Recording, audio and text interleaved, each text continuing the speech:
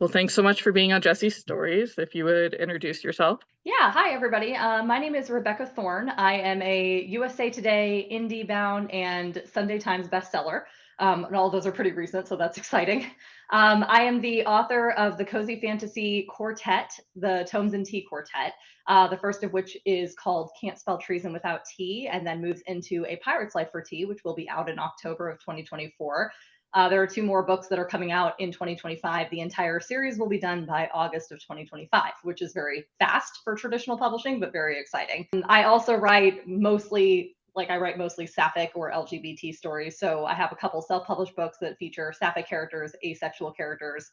And then I wrote a craft book called The 5 Sentence Method if you are an author who's interested in learning about story structure. So I'm kind of all over the place. I do a lot of things, but I've been in the publishing space for a decade, and I love talking about publishing and writing to pretty much anyone who will listen. Thank you for that intro.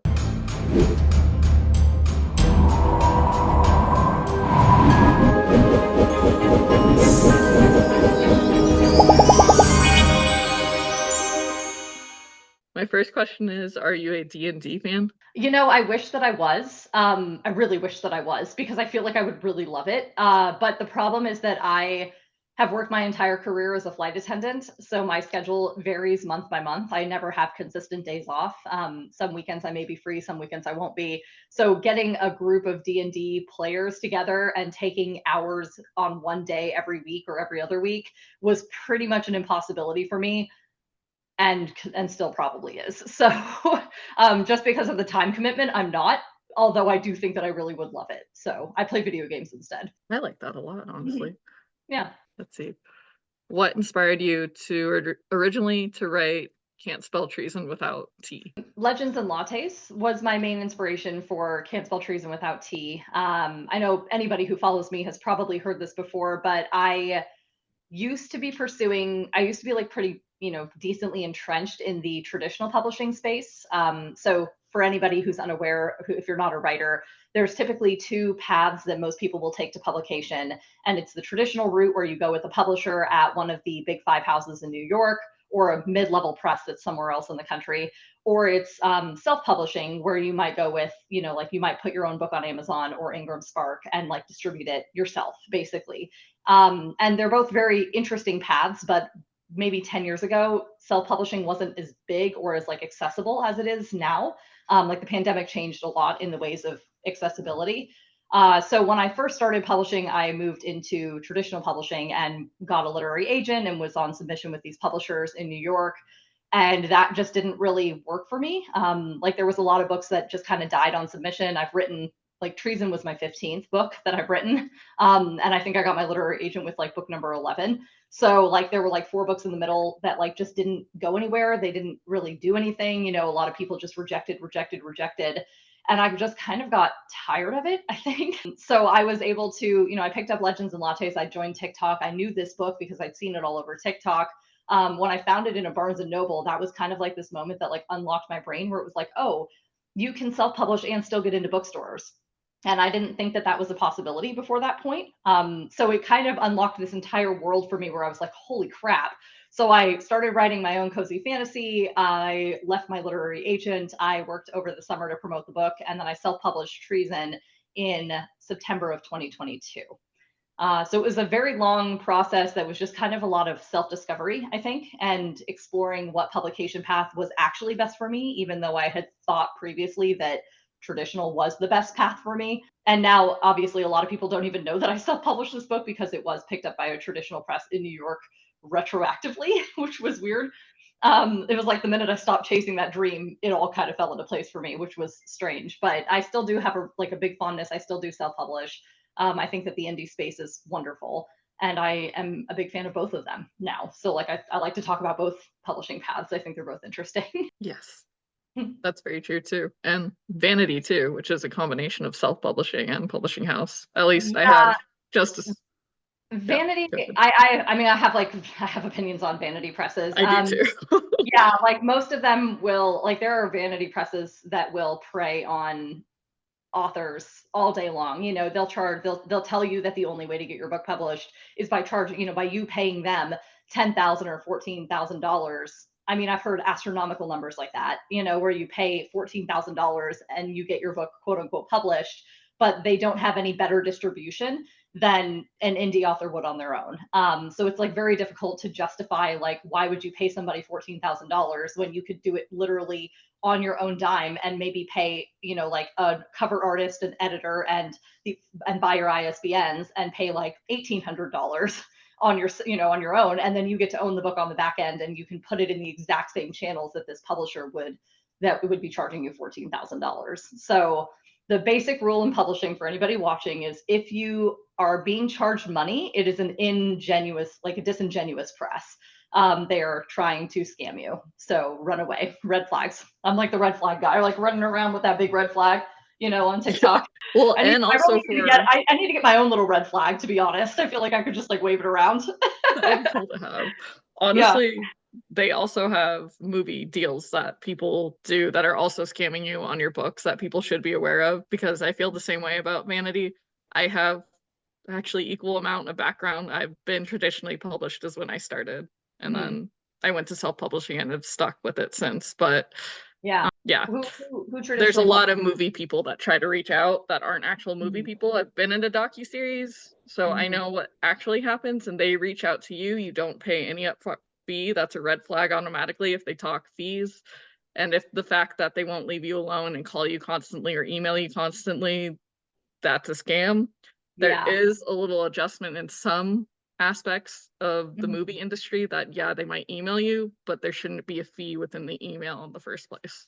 Right. Well, and that's exactly it. Like when you look at, you know, a couple months ago, there was this, you know, drama going around on TikTok where this person had received a phone call from a publisher, basically off, you know, like saying that they loved it and then rejecting it on the phone call. And the second I watched that video, I was like, this is not how it works, because these publishers do not have the time. First off, they're not going to be working with someone who doesn't have a literary agent unless you're like this insanely best-selling indie author. Like if you have, you know, thousands of sales with your ebook in the span of a couple of months, they might work directly with you. But like other than that, they will be going through your literary agent or a literary agent, you know, to try and get in touch with you. And it just, like, they will never call you. Like, I don't think I've talked to my publisher on the phone, and I have a really good publisher in New York. Like, I don't think I've talked to them on the phone ever. Like, I really don't think. I think I might have gotten on one phone call for like an edit letter a couple of years, like a year ago. But for the most part, it's communication over email, and it goes through your agent. Like most, you know, most initial communication starts through your agent, and then once they've packed the contract together, then they'll loop you in. But yeah, like a publisher will not call you. Like they're not going to call you and reject you personally. An agent will not call you and reject you personally. If they're doing that, it's a scam. Like they're trying to get something from you, and it could be money, or it could be something just as valuable, which is your intellectual property. You know, your novel has value. Like your novel is something that you've worked very hard on. You've created something. And the fact of the matter is that it's always easier to try and grab something that someone else has created rather than create something themselves. Like that's just, it's an easier path. So always be aware, like to anybody watching this video, like always be aware of, like, if it smells fishy, it's fishy. Talk to your author friends and be like, is this something that happens? And when they all inevitably say no, walk away. You know, like you'll save yourself a lot of heartbreak and a lot of money if you could just walk away. So yes, absolutely. And just so you know, it's 11:17. If you want me to really. No, it's 10:07. Oh no, I'm sorry. Oh, I'm so sorry. Oh, I'm so lost in time. No, I have another hour. I'm good. I'm sorry. No, I'm sorry. No, I meant when I said 11:07, I would never just get on a 10-minute phone call with you. Okay. No, I'm sorry. I'm an hour behind you, so I have an extra hour before I needed to dip. So no, you're good. Okay, I have no concept of time. We can talk organically and have a nice conversation. We have plenty of time. So okay, thank goodness. So we're allowed to go off topic. Yeah. Yeah, we can go off, like, absolutely dive in. Because that was a good one. Because there are not only for publishers, agents, but like I was talking about, like if they're trying to take your book to turn it into a movie or docu-series or series, like I've had countless ones before actually getting on Escaping Twin Flames on Netflix. Yeah. But that was only because I was in a cult, but there's still a book coming out of it. But yeah, it's the movie side I don't think hits the fantasy realm too much. Like the fantasy authors that I know of, most of us have not been contacted for movie anything TV, anything. But the publishers, I mean, like, God, you're an indie author, you get, email after email. Oh yeah. We know how to publish your book. We know how to market your book. We can, or like the Instagram or TikTok follower count scams where they're like, we can double your following in a day. And it's like, no, but what kind of following would that be? Like my followers have been very steadily rising, with a couple bumps here when like things go viral. But like if it had jumped from like this to this, all of these followers in the middle would be bots probably. Like yeah, okay, it makes the number look impressive, but where's the engagement in your videos? Is there actually a community there, or is it just bots? Like pretending. Yeah, it's hard. Like even on Twitch or anywhere really, you can get bots. Yeah, even on YouTube too. But then you also get people that seem like bots but are actual people, but it's hard to tell the difference sometimes. Yeah. I think the internet is going to be going that way in a lot of directions, especially now that AI is becoming so easy to access, like prevalent. I do think that there's going to be very interesting, like I'll be interested to see how it goes, because I feel like AI, if it's used in the way that I was expecting it would be, and I don't know if that's going to happen or not, because it hasn't really happened yet, but like for a while I was like, oh, this is the end of social media, because like if everybody you're talking to could be an AI, why would you even bother wasting your time to get online? Like why would you not just go to a physical location and like meet people in person? Like this could be the end of social media at that point, if a half of these accounts end up being disingenuous people, like pretend people. Like I wouldn't be on Instagram if half the accounts I followed were not real people. Like I wouldn't care, like it's all about the community for me. So exactly, community is important. But do keep in mind that's what cults use. Like anything you talk about, I've heard you talk about, my cult I was in used. Like literally the emails you've gotten, because I do follow you on, I would say, all your socials. Yeah, I only have like 2. I'm on all of them, but like I do TikTok and I do Instagram, and I don't really do anything else in between. So that's what I've noticed, at least. You do post, if you post first, at least on TikTok, I've seen Instagram. But yeah, I will usually just copy and paste, because there are some people that aren't on TikTok at all. And there's a lot of people that aren't on Instagram at all. So and then it's interesting because certain posts will do better on each platform depending on like what the content is. Like for TikTok, those like short, stupid videos get very viral very quickly.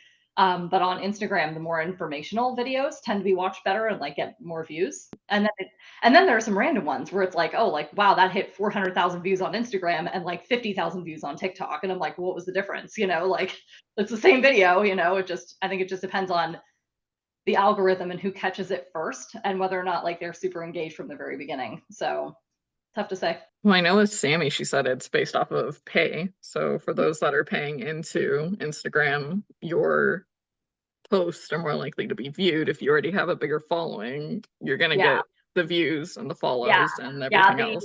The first like probably 2,000 or 3,000 followers took a long, like, I mean, it probably took me 6 months to get like 3,000 followers. And I was very pleased with 3,000, because when I was on Twitter, I was on it for years. And I think the highest I ever got on Twitter was like 2,100 followers. And then I went on TikTok, and the fact that I could get to 3,000 in like 6 months was wild to me. But then it all again just kind of comes down to what kind of videos go viral, how fast are you willing to put them out, like how consistently can you put out content, and how long are you willing to do that consistently. And it's just hard, it's just tough to say. That's true. I know with me, I haven't been consistent except for on YouTube so far. That's about it. Yeah. That's good, because YouTube is the one place that I'm trying to be consistent and absolutely can't because of the editing. It just takes too long. It's like I don't have the bandwidth to do YouTube the way that I can do like the quick videos in TikTok and Instagram. Understandable. Well, with me, I do have an editing team. I will be moving over to a different editing team by the end of the month, but nice. I use an editing team because I do have multiple jobs during the day, and I try to make this work no matter what. Yeah. Most of the time it's just Friday, Saturday, and Sunday are my free days, but I do my best. So far, it's been working out. During the summer, I have more days. I've got a lot of like deadline, like since I've moved into writing full time, my deadlines have been very fluid. So like, and I've always worked weekends. Like I work weekends, I work holidays. Like as a flight attendant, those are prime time, right? Like we don't get the summer off, we work harder in the summer. We don't get Christmas off, we work harder over Christmas. And so like that has been my mindset for a decade. So now that I am writing almost full time and I only fly a little bit, it really is kind of like when I'm on deadline, I'll work 7 days a week for 4 weeks straight if I need to, and then I'll take a month off. Like it really just kind of depends on how my schedule works. So like I was trying to take the summer off because I did my book tour for Treason in May. I had a couple events in June and then my birthday, and I was like, okay, I'm going to take all of July off. And then a bunch of stuff happened in July that was like, this didn't feel like a vacation for me. And then I was like, okay, well, August is going to be my calm month. And then I got like 3 books under deadline now that I'm like, I'm not going to have time to work on them, So it's just, again, it's just kind of like I'll get a month off at some point, but like who knows when that's going to be. Yeah, I definitely know how that feels. With me, it's just getting in the writing because I don't have at least that opportunity right now. That's why I have editors, because I don't have the time to edit, really upload, tell them what to do, leave, try to get writing in. I'm still working on that. Understandable. I'm trying to learn TikTok editing because I love TikTok, but I hate that there's a ban. So I'm hoping it's not gonna affect in January too much. I don't think it's gonna do too much. I mean, I don't know. I feel like they've been like, since I've been on TikTok, they've been talking about banning that platform, like it just, I don't really know. I don't know. I'll believe it when I see it. Until then, I'm kind of like, doomsday's happening everywhere. Who knows? Doomsday has been happening since like the 2000s, if I'm Yeah, honest. I'm just tired, I'm like, I'll keep using the platform as long as it's a platform, but I did couple with my Instagram following for that reason. But at the same time, Instagram, like I only have 11,000 followers on Instagram. I have 45,000 on TikTok. Just kind of depends, I don't know. Maybe YouTube if TikTok goes away, but who knows? I know a lot of people are moving over to YouTube because of TikTok, but Yeah. With me, well, it has better monetization options. Like you can make more money off your videos on YouTube, but again, like the barrier, it's a different platform. It's a completely different situation. Like I'd have to learn the culture of YouTube in the way that I know the culture of TikTok. So it's pretty similar culture. It's just one, you have to go over 10 minutes versus the other, you don't necessarily, but you can. yeah, I usually specialize in like 3 to 4 minute videos. So like talking for 10 would feel like a lot for me, but I could do it. I don't know. We'll see. Anyway, get back to the questions. Okay, Edit go out on. all this. I'm sure this conversation probably won't be necessary, but No, well, don't worry. You also have the chance to review over it too. okay. So there's that. How did you build and make the world of, I'm probably going to say it wrong, Shapera, Dragon Country, the Queendom, Leon, Null, and the realm overall? Yeah. So for anybody listening, I pronounce it Shapara. Okay, see, I knew I'd say it wrong. Leonol, yeah, and the Queendom. But again, like I don't really care how people pronounce. Like once the book is out, it's not really my choice anymore, in my opinion. So like I know a lot of people, like I've always pronounced it as Keanth, but I know a lot of people will do Keonth or Keanthe. It is what it is, like it doesn't really matter to me, like if that's how you prefer to pronounce it. So yeah, I mean, when it comes down to world building in those kinds of places, like I'm actually a little embarrassed because I feel like the Tomes and Tea world was very basic world building for me. Like I do think that I actually did much better world building in this book.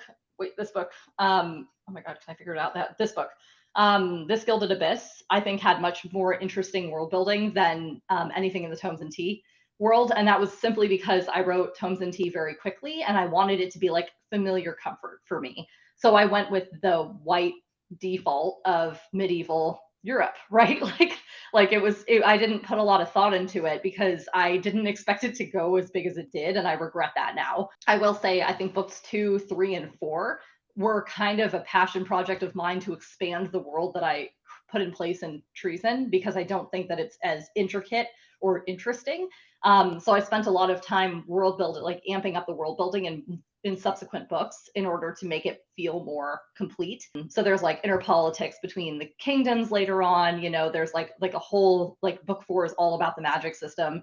Book 3 is all about the dragons, and stuff like that. So like it kind of like dives into how those things all kind of play in with each other. But yeah, I mean, for the most part, I knew that I wanted to have a very strict, stringent, violent kingdom that Reyna could come from, that's very like based in duty and like, respect for your royals and things like that.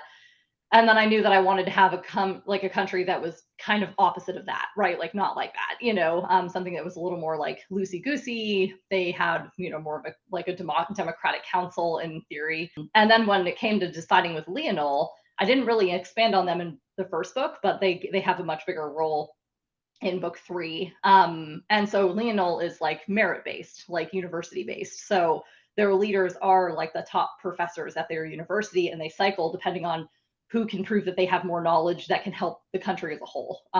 So like it's not so much of like an elected thing where there's like lords that like go to a council. It's like a constant rolling basis of like professors at this university that is their capital. And then everybody is like, everything about Leonel is centered around learning and expanding your knowledge into a lot of different ways, and then picking like a specialization and like contributing to society with that specialization. So yeah, it's a cool place. I do wish that I'd done a little more with it in the beginning. But I really didn't expect anybody to read it. Like I was like, oh, maybe I'll get like, I was like, if I could make like $500 extra a month off this self-published book, that'd be great. And then before I knew it, I was making enough to quit my job, and I was like, what? Like it took like 3 months for me to make that kind of money. And I was like, what? So I do, I don't think that Treason is my best example of world building, but I do think that it gets a lot better in future books, and it's still a cozy story that gets people engaged. So well, that's all that matters. And that's really awesome too. I hope to get to where you're at some point. Yeah, it was a long time coming. Treason was my 15th book. So it just took a lot of, it just takes a lot. I mean, it just, and it's luck, like I got lucky with Treason. I hit the market at exactly the right time. And I got a lot of interest because I wrote exactly the right kind of book to hit the market at exactly the right time. And then it was lucky because like enough of the right people picked up the book that they started spreading it around, and the right people heard about it, and like that, if they hadn't, like if this random person, hadn't picked up my book in the UK, I wouldn't have gotten, my first offer that we turned into a 4-house auction that we then were able to get tour US on board with. So it just, yeah, it's all luck. I don't know. I mean, there's a little bit of skill in being out in the field, but I really can't understate the luck. Well, yeah, and the comparison too, because I watched every one of your comparison videos just because I honestly will be testing that out for at least my memoir, because I already found a book that's similar to it that you were already showing on your IG, and Sammy first showed it, and then I saw you showed it too, so I went, hey, I need to get the book. Yeah, it's so the what you're talking about are comp titles for anybody who's watching. They call them comparable comp titles, and they're really essential for the industry because otherwise publishers won't know how to label your book, and booksellers won't know how to sell your book. So when someone comes in and they're like, I want a book like ACOTAR, it's like, okay, well, there's 1,000 books that say that they're just like ACOTAR. So now the bookseller has a very easy, shorter list that they can pick from and be like, oh, well, these books have marketed themselves as like ACOTAR. And so like with this book, like I literally designed it to be like Legends and Lattes, and I added enough of the vibes of Legends and Lattes in the beginning before it kind of went off the rails and did its own thing. But like them creating their bookshop is very Legends and Lattes. So anybody who's looking for that kind of book, but something different, will and has enjoyed this book because it feels similar, because Legends and Lattes was my comparable title. So yeah, it is interesting when you start to think about the marketing aspect of how books are packaged and how publishers can get people excited about them based on, and indie authors as well. Like if you go onto your platforms and you start talking about how this book is like these other books, that's a very easy way for indie authors to start marketing a book without really thinking too hard, which is nice. So It is. So it was very helpful on TikTok seeing you do that, because I already have, even with the children's book I showed you earlier, I found another book similar to it that I can play with that I haven't yet. I should just do that on TikTok instead of worrying about it. Yeah. Yeah. It's been out for a couple of years now, but it's done actually really well considering it's self-published children's, and it's mine right now had the biggest amount of pre-orders. Wow. Nice. Good for you. Yeah, children's is a tough indie space. I have a couple middle grade books that I am holding on to because I'm like, middle grade right now in traditional spaces is completely dead. Maybe not completely, but like it's not doing well. It's like gasping for breath on the ground, so I'm kind of holding on to those middle grade books until there's an inevitable resurgence. Like you can't take an entire genre away from children without there being some kind of backlash to that in 3 or 4 years. So I think, by the time probably 2030 comes around, we'll be seeing a resurgence in middle grade, and I'll be able to pull those books back out and sell them for more money than they currently are worth. So Well, yeah. Well, I know with actually another one of my favorite authors, Kaylin Byron, she does really well. Like I'm reading alongside your book, The Vanquishers, which is Mhm. her middle grade, and it's been doing really well. That's good. Yeah, yeah. There are definitely some, but I think it was probably a couple of years ago I heard the statistic, and I'm probably completely butchering the statistic, but the basic gist of it was that something like 10 authors wrote like 80% of all of the middle grade books in bookstores. Like there was like 10 authors in middle grade, Oh, or something like jeez. that. Like there was a statistic that was like that shocking that I was like, what? So like if you're not one of those authors that is like really well known, like the Rick Riordan, the Lisa McMahon, you're gonna kind of just fizzle and die in that genre unless you can somehow claw your way in and become one of those people. So I don't know. I think that it just, like, I had a middle grade book, I loved it. I think it's a great book. I really enjoyed it. And I will republish it as a duology with its companion novel, but later, like it's not a space I'm really looking to get into right this very moment. So Understandable. And yeah, the children's market is very saturated, but you still have chances, at least I've yeah. learned. You can still get out there as long as you learn key terms Mhm. and look at covers that are doing well. Because I've learned to still, you can do the image you see in your head, because I still Mhm. did the image that I saw, but I still met the standards that were doing well at the same Mhm. time. So it's just Yeah. finding that medium. Well, and that's another use of comparable titles, is that, you're able to go in and look at, Amazon and see the best-selling books in fantasy, and then those covers are a template, like if people like psychologically, if people enjoy one kind of book and they see another book that has a very similar cover, their brain is like, oh, the book must be similar, even if the interior contents are completely different. So branding that cover along genre conventions is a very, very wise move. But it needs to be recent, because like certain trends will come and go. So like if you look at like the romance genre, they're very into like the graphic covers right now. But if you went back, even a decade, they were more of like the physical photography of like the washboard app guys, right?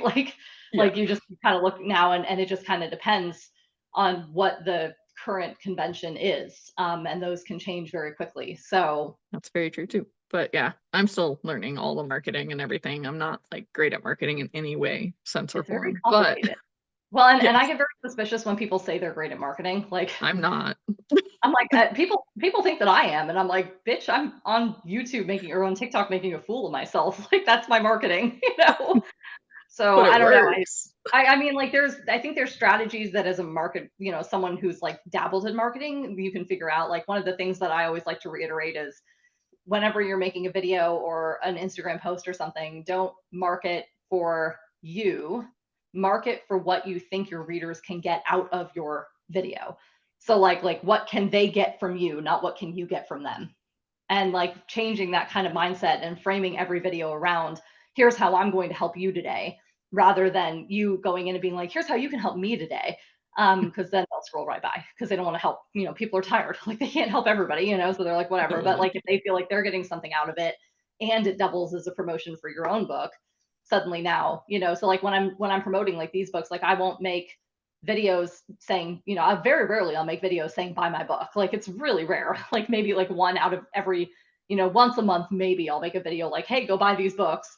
Most of the time I incorporate how I publish these books into educational videos, and then I show the cover and wave the cover around. So I'll be like, oh, like I was traditional, or I was self-publishing and now I'm traditional, let's talk about it. And then I can like explain how that process happened for me, and then I get to like mention these books over and over and over again.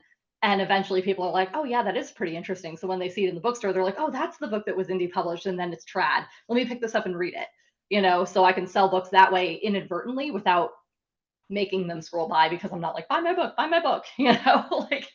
That makes And sense. frankly, that buy my book thing, like that gets exhausting. I don't want to do it. It's just like, it's so tiring to It try and is very scream into the tiring, actually. nether. Yeah, no, it's like exhausting. Like screaming into the nether is just like, I don't have the bandwidth for this. Like it's too much.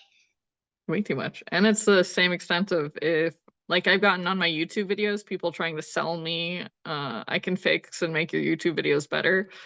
And most of the time I block them or reply because I've gotten to my Facebook like pages of my personal book stuff and everything like that. I go in and report, block, and well, I first at least say no thanks, I'm not interested.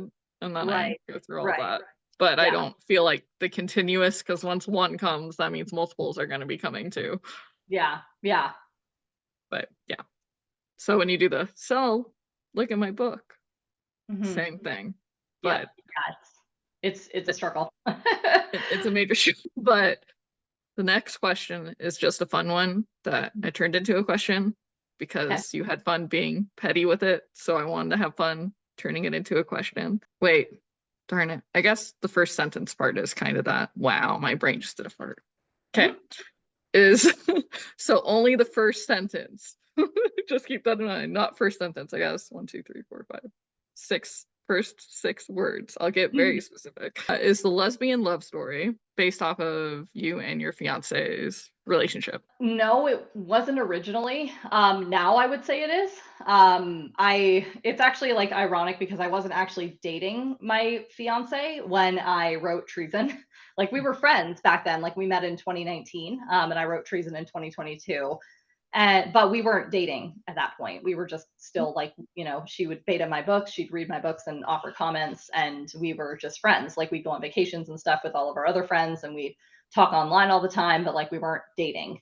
And so when I wrote that, like when I wrote Treason, I think I was really trying to get my brain into a like, here's what my perfect relationship would look like kind of thing. Like, because I knew I wanted a very healthy, established relationship that stayed healthy and established throughout the entire series. Like, the one thing you will never get in the Tomes and Tea Quartet is toxic relationships or like the will they, won't they, right? Like, except maybe with Feo and Wylan, but that's like something else.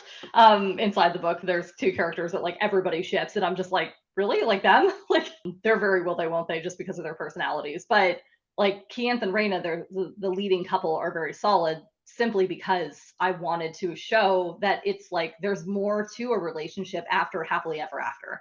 Because I feel like I saw a lot of books that were like, here's how they get together.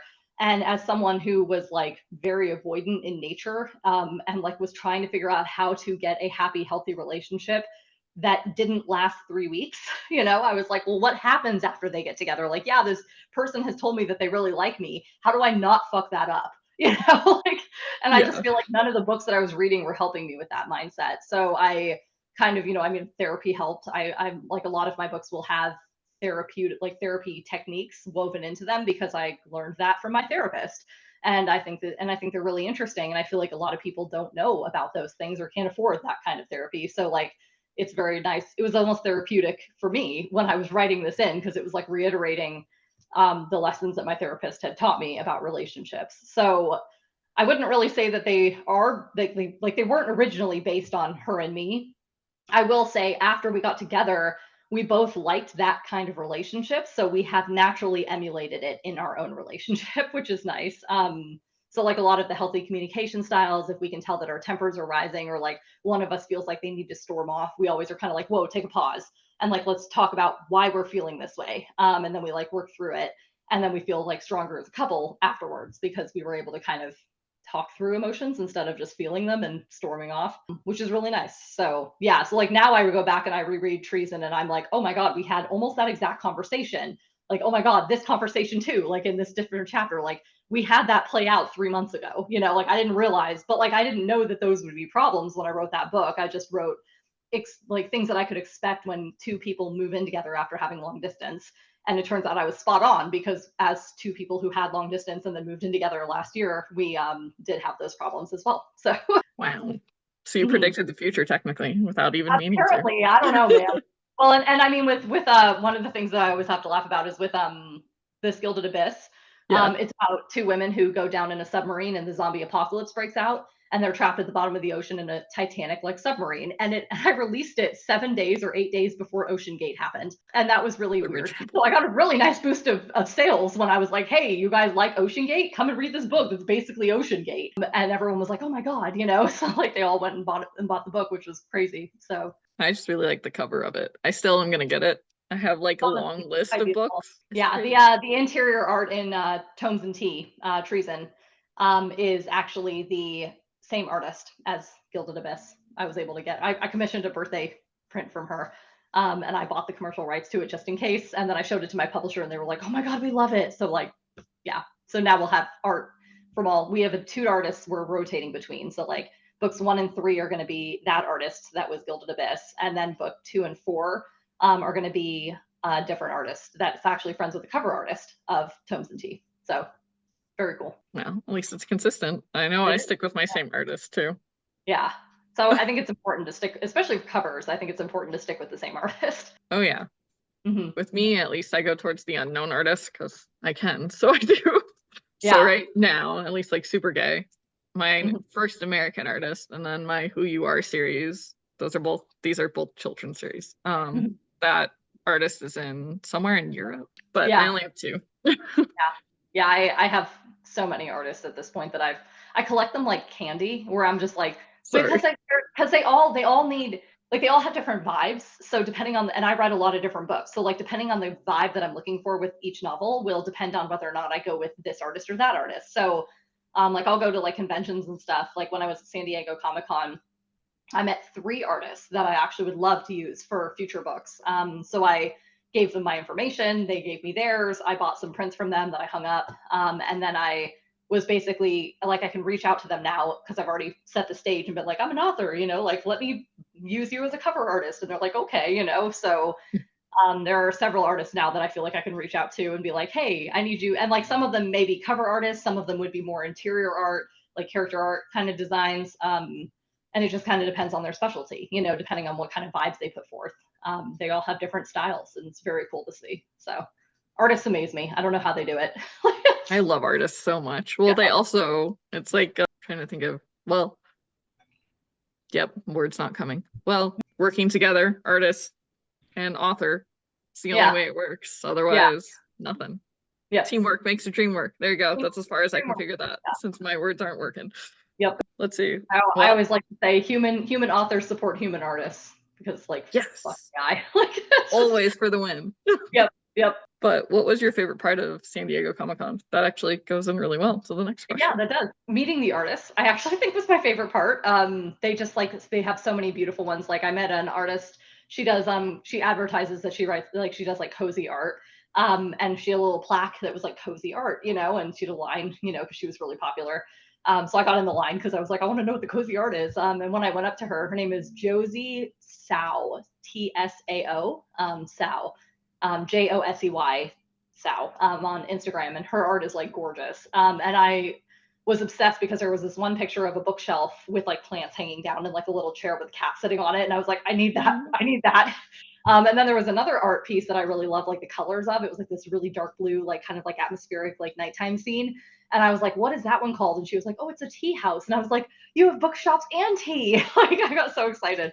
But like when I mentioned to her that I was a cozy author, she was like, oh my gosh, what did you write? And I was like, oh, I wrote, Can't Spell Treason Without Tea. And she like literally screamed, like she was so excited because like she had heard of my books. And I was like, well, I'd never heard of your art, but like, oh my God, your art is amazing. So she was really nice. It was like just such a positive, pleasant experience, I think. And I had several of those over the course of the convention. Like there were just so many artists that were so engaging, and it was nice to approach them as like another professional who's like actually putting things out into the world rather than just like a fan who's like buying their art.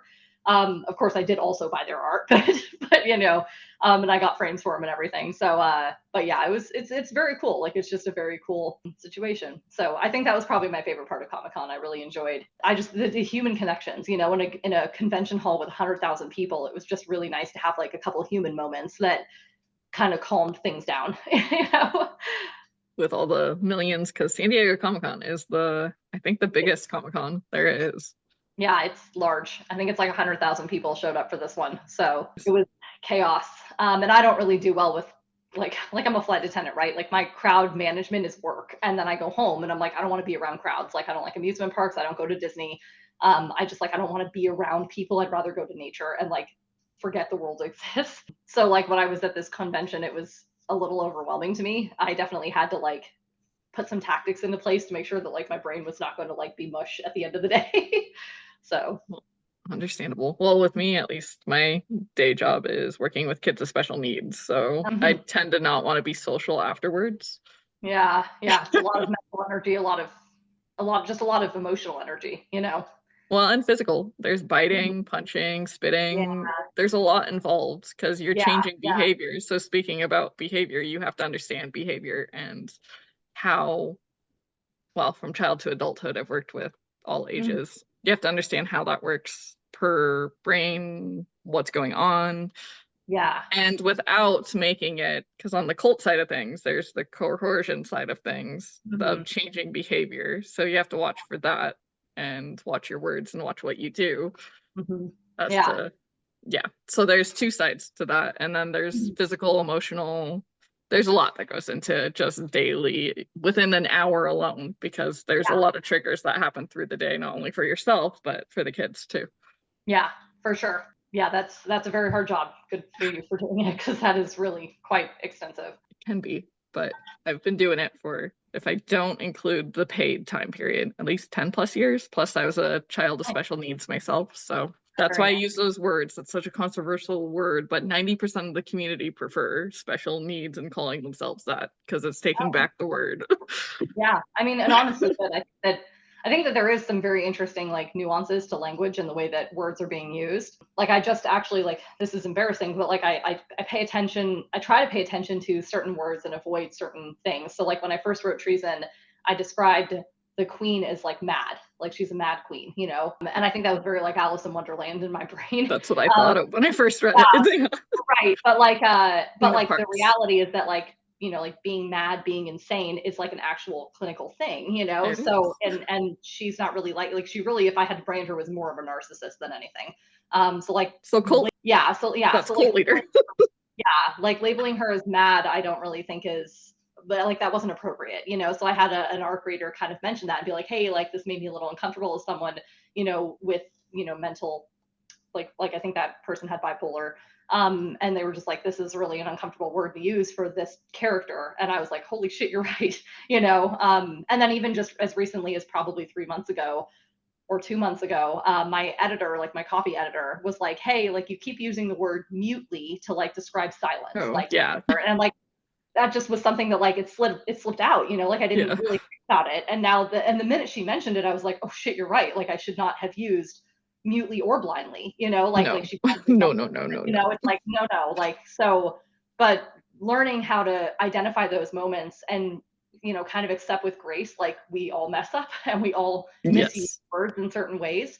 Like I think that was a very important lesson for me over the course of several years, and it's something that I'm still learning today because certain words even now like yeah, like they might be appropriate in some ways, but then they're not in others. And then they could be taken back later on, and then they could become appropriate again, you know, and just in a different context. So it really is interesting to me to watch. Like I get sensitivity training at my job every year, and it is interesting to see how language has changed even over a decade with certain things. So very cool. I mean, it's good to think about, you know, because like as an author, those words do just slip right in and you wouldn't really think about them until someone mentions them.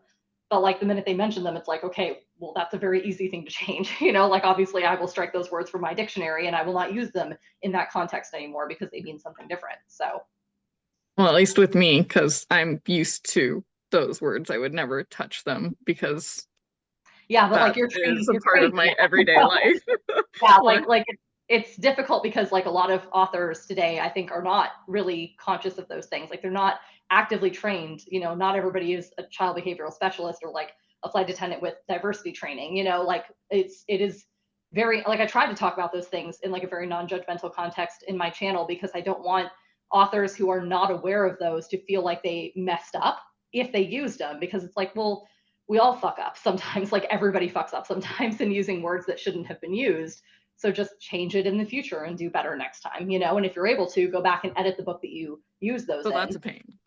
That is It a pain to do. I've had to do sometimes that it is. before. Yeah, That's a pain. I'm like when you're self-publishing, it doesn't feel like a pain to me, but like traditional publishing, like it definitely like you can't fix that because they do a print run of a certain size and like unless they do another print run those books are already out there with that mistake in it, you know, so like changing them, like I think that's why advanced readers are so important because they can help you with those sensitivity issues and like identify those words before it goes out into the world.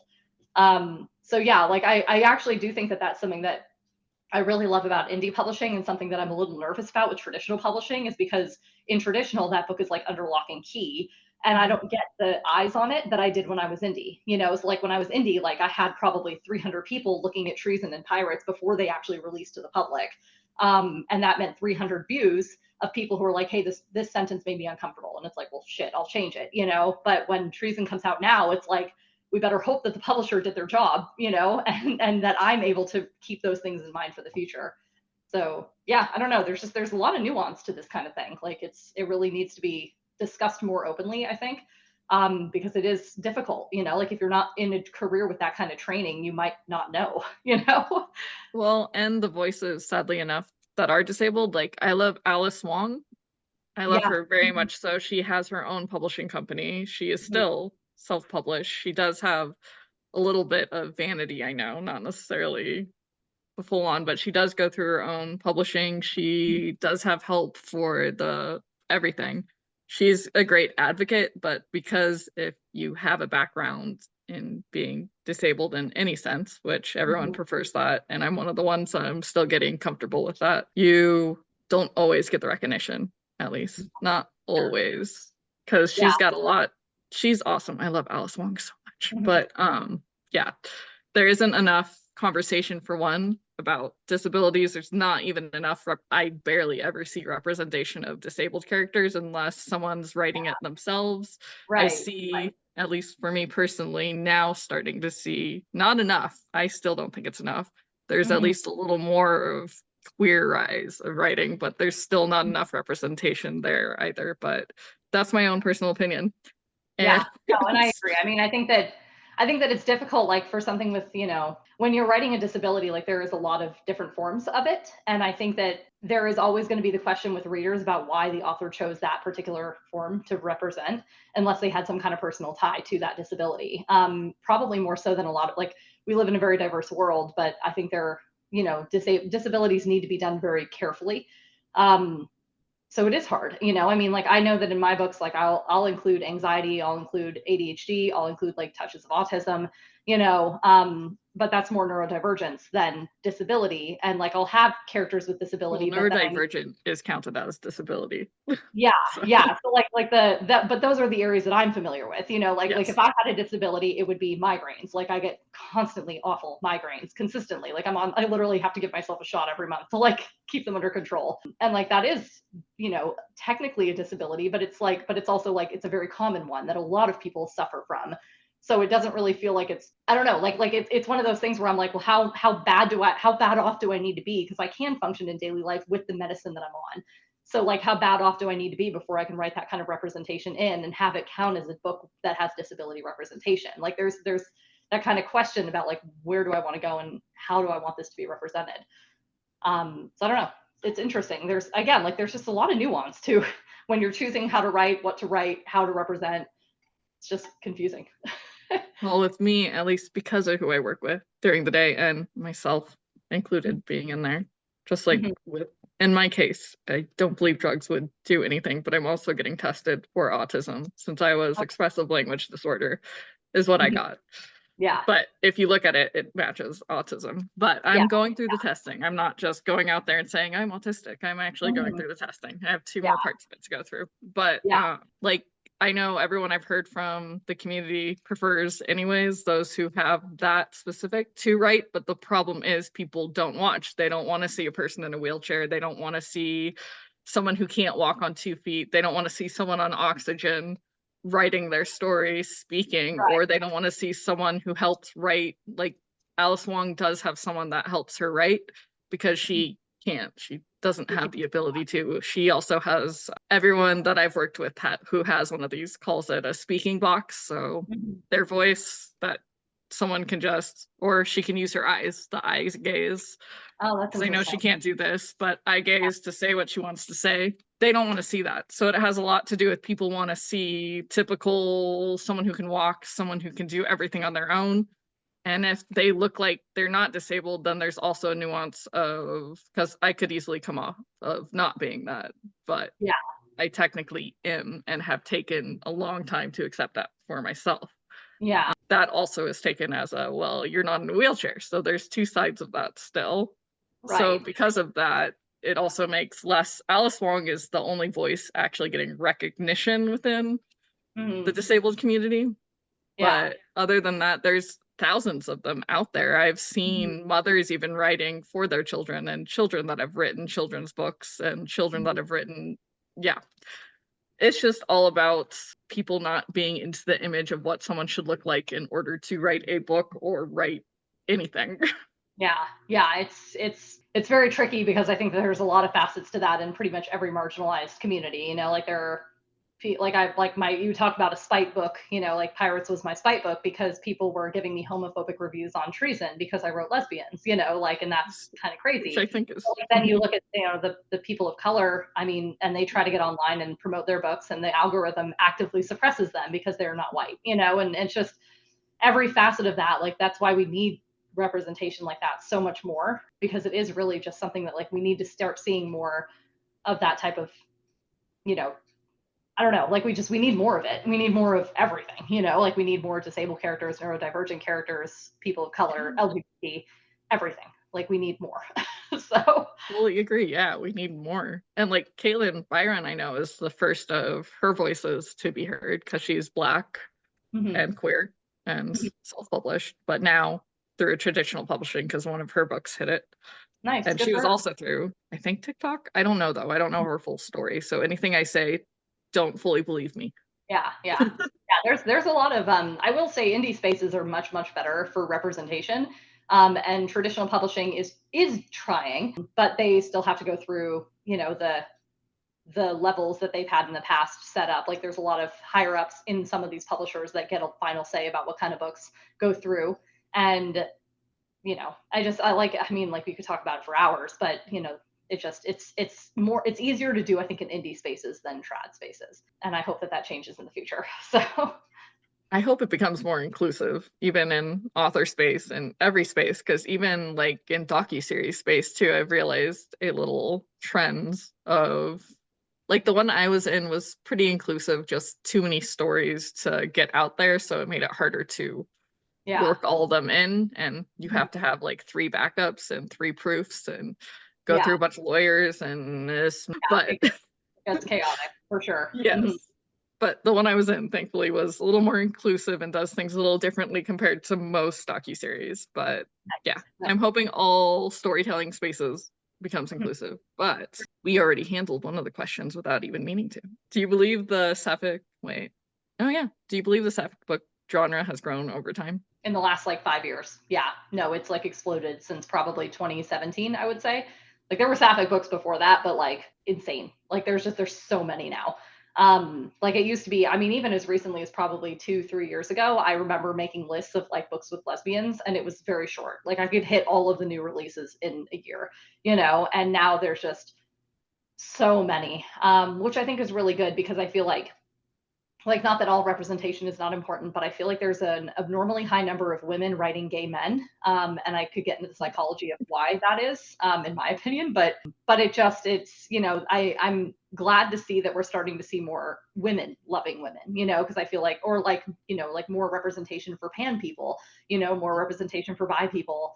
Asexuals are starting to show up in fiction too, which I think is amazing. You know, like I thought I was ace for several years. And then I realized I was actually demi. But I didn't make that connection for probably 5 or 6 years. So I was like, oh, I'm just asexual. Like I just won't really ever care about this. And so like writing asexual characters now is very important to me because it was a very interesting phase, like not phase, but like for me, it was really more of a growth pattern, I guess. Like I thought I was this one thing and then I learned more about another facet of it. And then was like, oh no, that's actually, I think what I am. But it is interesting for me because like when I was ace, I was literally like you know how many people have told oh you just haven't read the you know you just haven't met the right person yet, and it's like really because I've met a lot of people like I've gone on a lot of dates with a lot of people, like that was so frustrating to me. So yeah, I think that there's you know a very wide range of the rainbow that's coming out now, and I'm excited to see less of the focus on gay men and more on the focus of all of these other nuanced areas. You know, like lesbians are great, but like, let's focus on some non-binary characters. Let's see some trans especially now, let's see some trans representation. Yeah, more trans all the way. Yeah, like more trans all around. Like, we need a lot of all of it, because it's not just gay men, you know, like gay men are the, you know, might be like more socially acceptable because more women, you know, feel comfortable in those spaces. I don't personally, but that's probably because I am actually more lesbian coded. So like, I'm technically bisexual, but like, you know, I mean, I'm obviously marrying a woman, so like, yeah, No, you can still be bisexual. it's a spectrum. It is. It's totally a spectrum. I fully agree with that. With me, I just can't figure out my specifics, so I'm just sticking with queer. But I prefer women. But Yeah. there is an attraction to men, but not as strong as women. But Yeah. I'm, again, not labeling Honestly, myself except queer. I kind of love that queer label. I think goes back to that discussion about dialogue and how certain people are reclaiming certain words. Because like, queer when I was growing up was an insult, you know, and now it's like, and now it's just like, oh yeah, no, I'm queer, and everyone's like, oh okay, you know, and it's like, that's kind of nice. Like, that is a very nice, like, easy word to use when you don't want to go into like, well, I'm bisexual but leaning lesbian and demisexual. It's like, that's a mouthful. Like, oh, I'm queer is easy, you know. So I think that's great, you know, and I think that queer is a very safe place to sit while you figure it out, because like I said, like, I thought I was one thing for a very long time and then realized I was not, and I was able to like kind of move into a new label. But again, like, queer was a very safe place to sit in the meantime, you know, which is nice. So it is nice. And my sister is the one who gave me a whole spiel on education on queer and how you might as well just use that and only that until further notice, because queer can be anything within. So yeah, my sister's part of the community too. Let's see. Well, here's a fun one. Did you always know you wanted to be an author? Oh yeah. Yeah. Yeah, I started writing my first book when I was 11 years old. And I wrote all through high school. And I'm actually really glad that I did, because I feel like I got the chance to explore any genre I wanted. I wrote any character I wanted. I jumped stories constantly. Like, I never finished, you know, I finished a couple books in high school, but like never anything intense. Like, they were like 40, 50,000 word books. Like, they were like novellas looking back. But it gave me a lot of freedom to experiment with, you know, fan fiction, dialogue development, story structure, and learn kind of what I liked. So that now when I'm writing, because like, when the minute you start to write for publication, it becomes a business, you know, like the minute you decide that you want to publish, your writing is no longer a creative hobby. It is a, you know, hobby that has now become your entire income, or like a portion, or you intend it to be a portion of your income. And so when you're writing for the public instead of writing for yourself, you almost do need to think about certain things that the reader will expect, right? Like, they expect a certain story structure psychologically, even if they don't know how to voice that. They're expecting, you know, certain progressions in the plot, even if you don't know what those are yet, you know? So like, you need to basically write for your audience instead of for yourself. So I do think that it's very important when new authors show up to be able to experiment and explore what they like before they start thinking about how to sell it, because I think that there is something very magical about being able to write exactly what you want when you want to, and dropping ideas and picking up new ideas and trying a bunch of different genres and trying a bunch of different things. Yeah, I always did, like, for sure. I mean, like, there's high school books that I wrote that I'm like, oh, I'm going to do this full time. And it took a while, you know, like, I had to get a job in the meantime, because publishing is not fast in any sense. It's very slow. Yeah, like, I'm very lucky that now in my 30s, I can pay for my life with my writing. But like, there was 10 years before that point, 15 years before that point, where that was just an impossibility. So don't quit your day job. It's what I always tell people. I'm like, don't quit your day job. Yeah, I even, like, I'm definitely making it where I could quit my day job and I still won't, because I'm just like, it could dry up at any moment. Like, for all I know, something could happen and these books will stop selling, and then I'm SOL, you know? Like, it's just until I know that there's a solid career there, which probably will take me another 10 years to prove, I won't quit. It's just not worth it. That's smart. And well, yeah, because you've already pretty much said where everyone can find you. I kept going back and forth on that. TikTok, Instagram. I have a website. It's very beautiful. I got it professionally made, which was lovely. So my website is rebeccathorn.net. Not .com, it's .net. TikTok is my main platform. Instagram, I'm on pretty consistently. I have a Threads. I haven't been on it since they changed some terms of services. I'm just like, and then text-based platforms don't really work for me anyway. So like once they changed the terms of service, I was like, great, this is a great excuse. I'm leaving, you know, and I like peaced out. But I'm on there. If you really want to follow me, you can follow me there. I don't really post there hardly ever. Yeah, that's pretty much it. I might get on YouTube at some point. I've been trying to ease into that, but like the YouTube barrier for me is still very high. So TikTok, Instagram are going to be the best places. All right, perfect. Okay. So Okay. thanks so much for being here. And if you guys made it through the entire video and liked it, please like, subscribe, leave a comment below, questions even for Rebecca or I, or whatever you want to write at the bottom. And I'll have all her information at the bottom below. And then embrace your truth, tell your story. You have a story to tell, I have a story to tell. Thanks so much for being here, guys. Peace out.